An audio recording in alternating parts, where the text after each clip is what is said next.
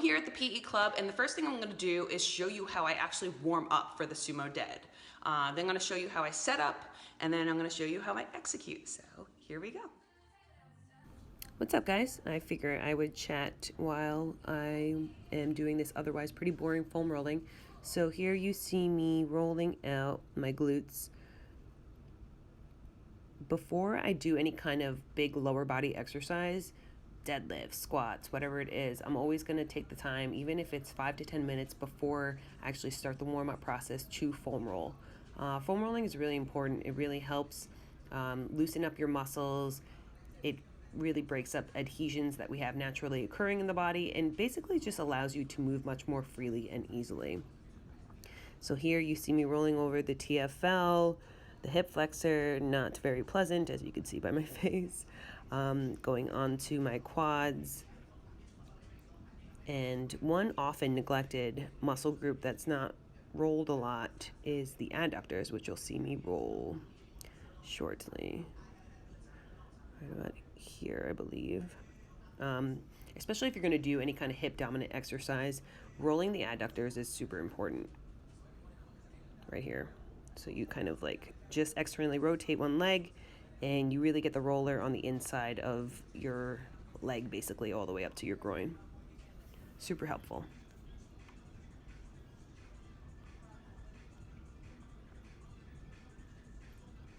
Very happy because I am finished. Booty shake, do it. Band work, here we go. All right, so I'm doing some glute bridges here. Single leg glute bridges.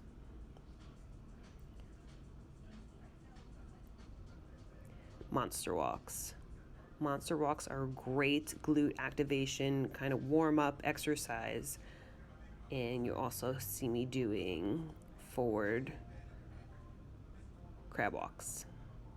So the key with this is that you really want to keep a big space between your feet. So you want to keep tension on the band, and you really don't want your upper body to wobble too much. I could do a better job here, but those are just some things to keep in mind while you are doing these warm-up exercises.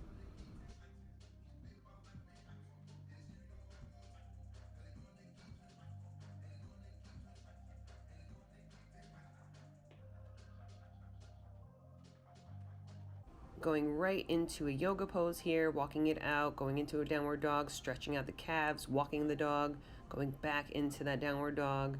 Really just synchronizing my breath and my body here, taking full advantage. Going right into a Spider-Man stretch, my go-to stretch, and then I'm adding some rotations here for upper T-spine mobility and just to kind of open up my chest a little bit.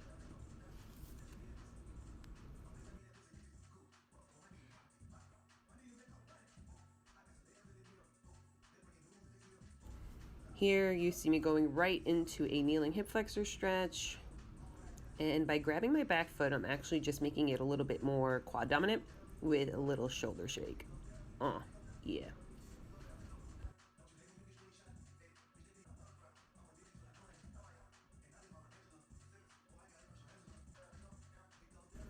And the reason why I'm showing you guys this whole process is because I want it to really demonstrate in real time what warming up actually looks like. You know, it should be done, you know, ideally 15 to 20 minutes or longer, but I understand people don't have the luxury of having that much time to spend in the gym. But if you are somebody who is looking to PR, if you sit at a desk all day, this stuff is so important for, you know, keeping injuries at bay and to prevent future injuries from coming on. So make it happen.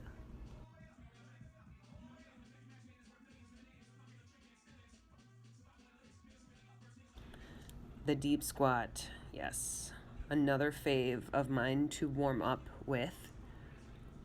You should ideally be able to do this with your heels completely on the ground. I don't know what I'm doing there. And going into some glute kickbacks. Yes.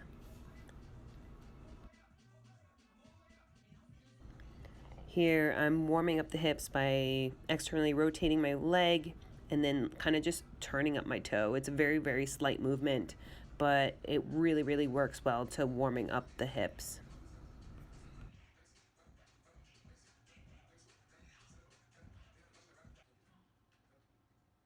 some more upper T-spine mobility. Your upper T-spine and your lower lumbar should be moving independently from one another.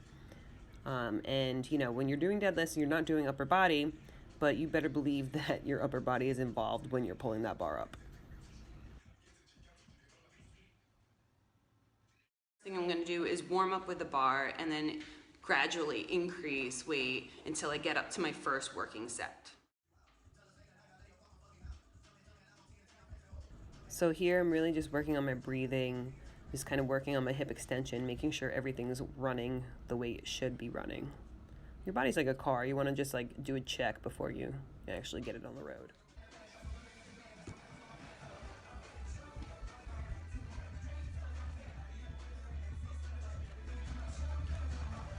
I think you guys have a better view from front.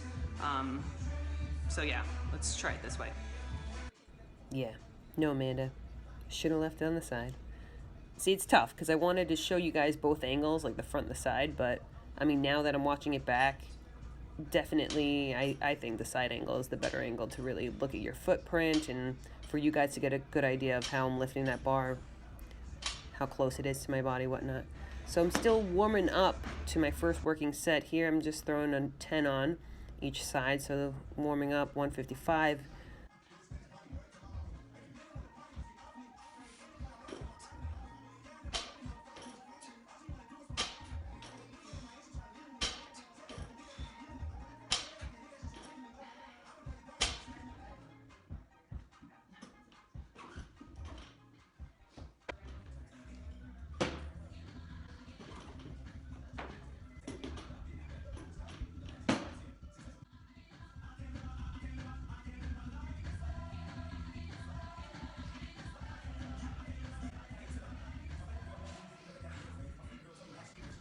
All right, now we're starting to get hot and sweaty in here.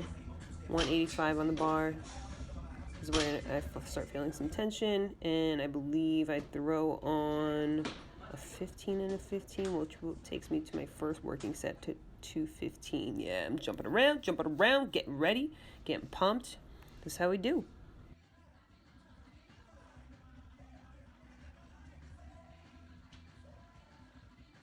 Getting that bar as close as I can to my shins.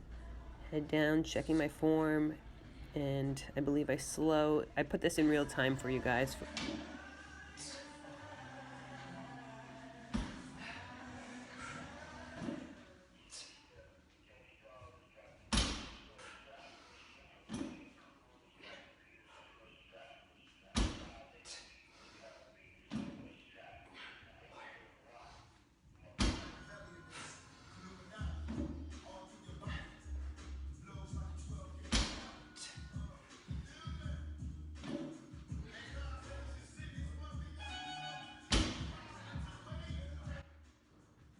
And here's that side view for you guys.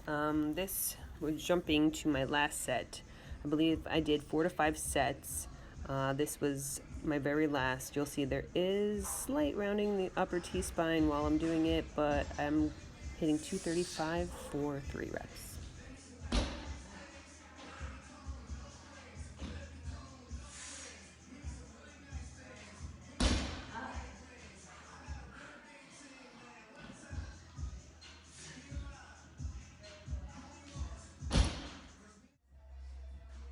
Woo!